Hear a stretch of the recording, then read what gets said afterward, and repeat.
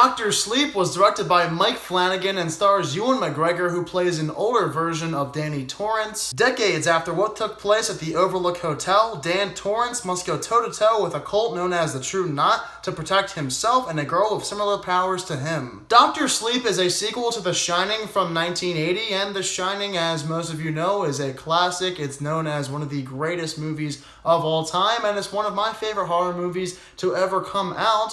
Now that we have a sequel, Dr. Sleep, which is also the sequel book to the Shining book, it's interesting because I never really thought about getting a sequel to Stanley Kubrick's The Shining from 1980. It's just really weird how we now have one, though. Mike Flanagan, the director of Dr. Sleep, has directed several good horror movies in the past, so clearly they chose a director who knows what he's doing when it comes to making a good horror movie, and Dr. Sleep is another good movie coming from Mike Flanagan. However, I don't think this movie is as good as people are saying. Nonetheless, I still enjoyed myself while watching Dr. Sleep, and this is a movie where I found myself engaged for the first 2/3. I was always watching, wondering what's going to happen next.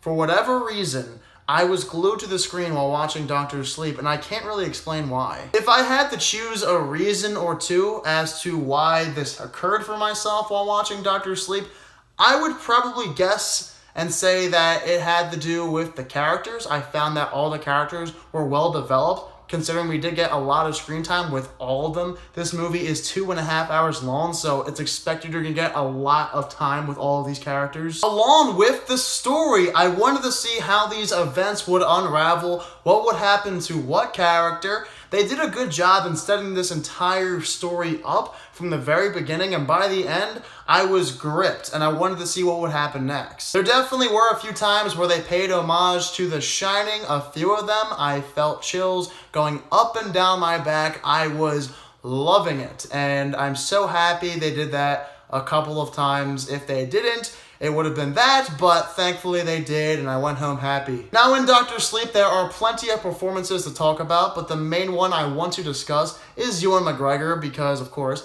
he is one of my favorite actors, and the guy always is great on the screen. In Dr. Sleep, it's no different. He is awesome in this movie, but one question I have is, why did director Mike Flanagan decide to choose Ewan McGregor as an older Danny Torrance? That's the only thing I was confused about. It's not that he wasn't great, because he was, but why choose Ewan McGregor? He doesn't even look like Danny Torrance in The Shining, so I'm just wondering why they picked him.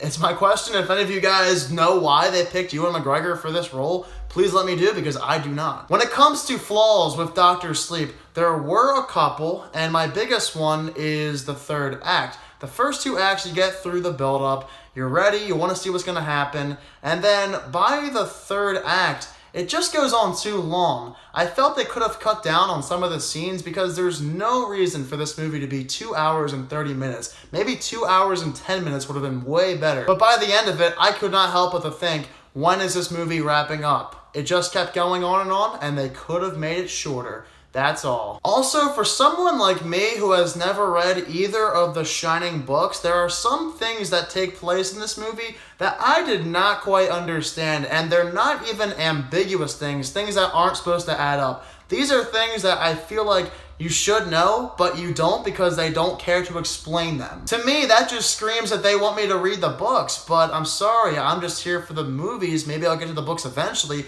but I should not have to read the books in order to understand everything going on. And I wish they would have done a better job in explaining certain things instead of just showing them on the screen and saying, yeah, just understand this or read the books. We don't care. For some of the elements introduced in Dr. Sleep with this cult and all these new abilities shown from the younger girl in the film, I felt like they only touched the surface with some of these subjects. They didn't dive deep into really anything, and certain things that do take place in the film, I was left scratching my head. It reminded me of Blade Runner 2049. With the technology advancements in that film, there are so many things that happen with the technology in that movie, and they don't explain what these things are or what exactly they're doing.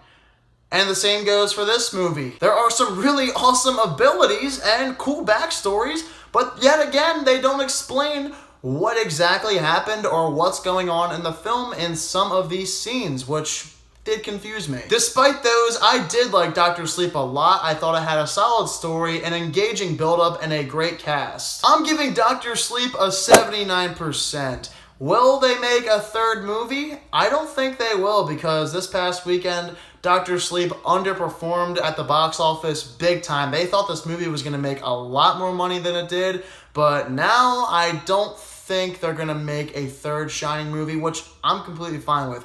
End it on 2, and that'll be that. For those of you who have also seen Dr. Sleep, be sure to let me know down below in the comment section what your thoughts are of it. This upcoming weekend, I will be seeing Ford v Ferrari along with Finally Midway. I'll get to those 2 reviews very soon. If you're new to my channel, click the subscribe button and give this video a thumbs up if you enjoyed it. Thank you all so much for watching this video, and I hope you all have a fantastic day.